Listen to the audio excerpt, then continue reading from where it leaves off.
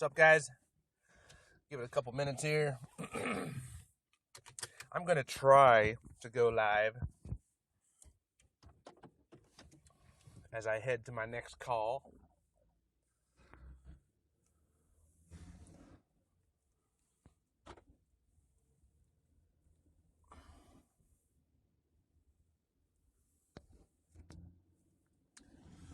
Hola, Eric M. How are you today, sir?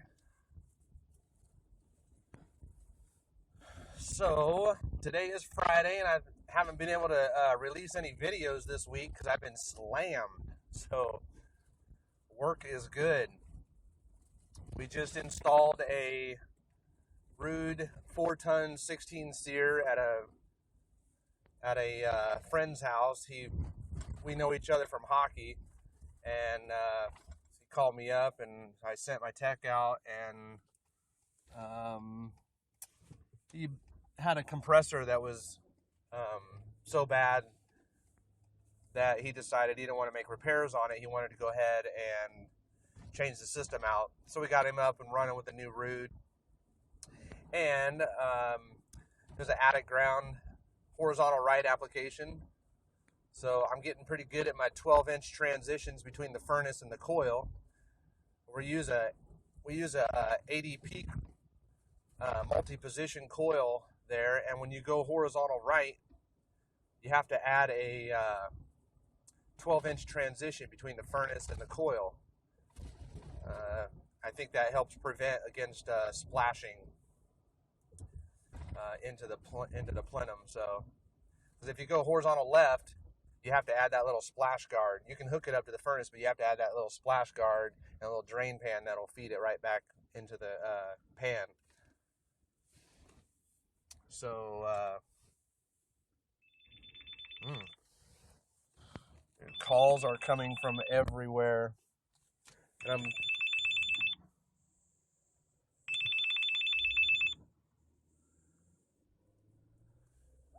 calls are coming from everywhere. So we've done some pretty good work this week. We did have to go back on my mini split install, and I had to replace the condensate pump on the interior wall. So we had put I think it was a Pro Select that they gave us. Like, it was my first mini split install, so I didn't know which condensate pump to actually use. So they just gave me one, and it turned out to be a piece of crap. So, so that thing lasted about a month, 2 months, and we went back the other day, and the condensate pan was full. Good morning, Daniel. It's morning still here in California. So the primary pan in that mini split head was completely full of water, and she said that when she leaves it on for more than an hour, it starts dripping out. It starts like splashing out where the air comes out. So that's not good. So yeah, and that pan shouldn't be full at all. So I went and did a little bit of research, and I said, you know what, we're just going to change this condensate pump out.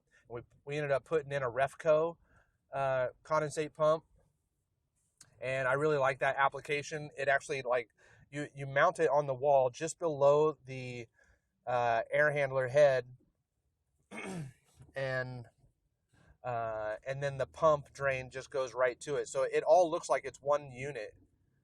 If you install it correctly, it looks like it's all just one unit. So I got to type in my address for my next call here.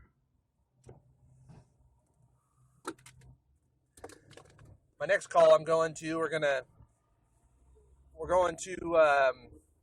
repair a suction line that just has a small little pinhole leak going on. So the installers didn't install it, didn't braze it correctly or well enough.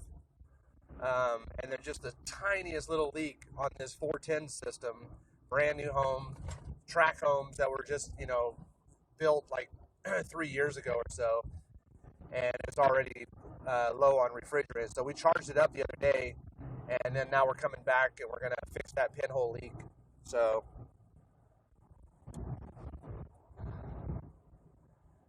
we're going to head back and do that one. Yesterday or 2 days ago, I did a follow up on a call. The guy says, "Hey, my compressor's super bad.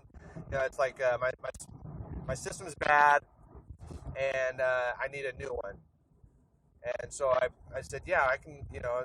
This is how much it's going to be for that. And if you want, though, I'm interested in. We could always put in since you have like an 18-year-old system, we could change out that condensing unit on the outdoors with a 407C dry charge unit." And so he sounded interested. I gave him the price. I think it was priced a little too high for him. I think they're trying to negotiate the lowest price they could possibly get. I let him know, 5-year parts, 10-year compressor warranty, but I don't think I got it because the son was moving back to India tomorrow, and I don't think Dad has the checkbook. So he said, "Well, if you don't hear from us by Saturday, then you didn't get the job." So I'm like, "All right, no worries.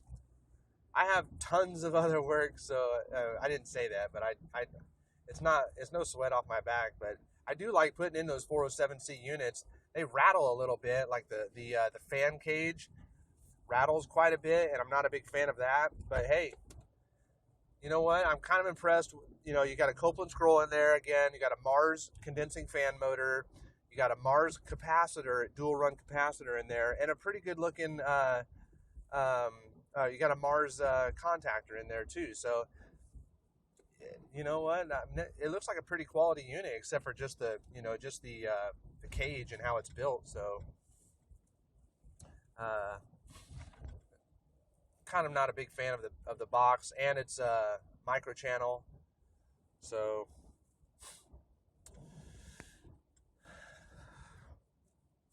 sorry, I keep playing with my nose. I got an itch. Seriously trying to get this next call pulled up. 8013.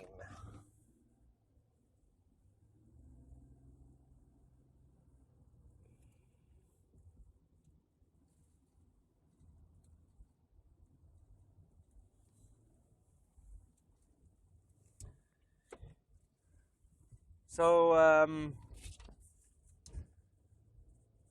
just had one of my techs go out to Auburn, and he was looking for an airflow issue. He's trying to figure out the problem as to why that room's not getting much airflow. And it turns out there's a Y up in the ceiling that's pretty hard to access.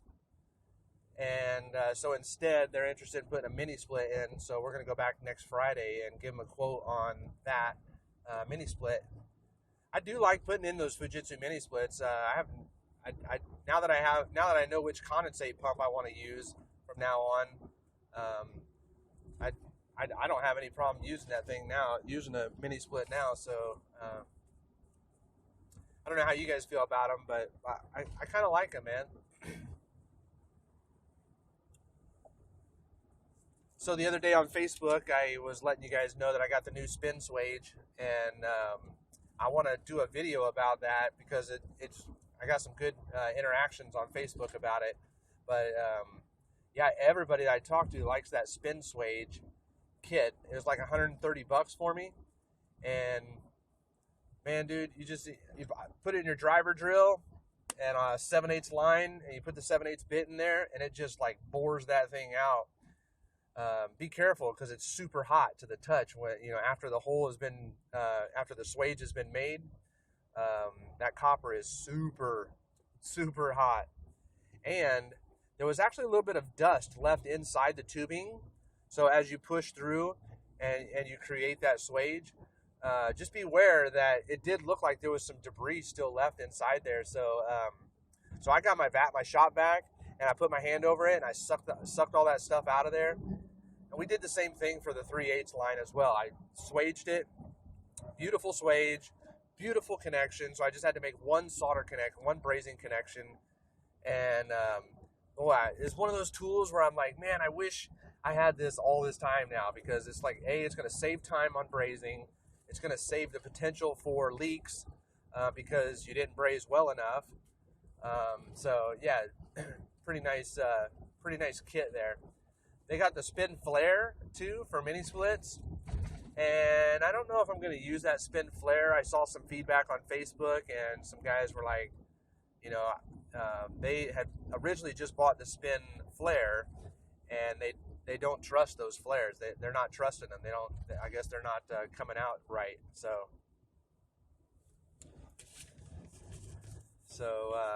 yeah, I'm pretty excited about the spin swage. Good kit, good tool to have, and I definitely want to get a video of that coming up.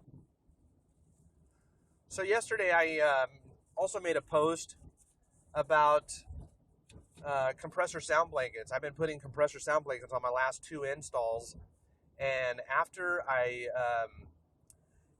started the system up, I gotta tell you, man, that thing is whisper quiet. I mean, literally all you can hear is the fan. It's on the 16 SEER Rude, and like literally all you can hear is just the fan.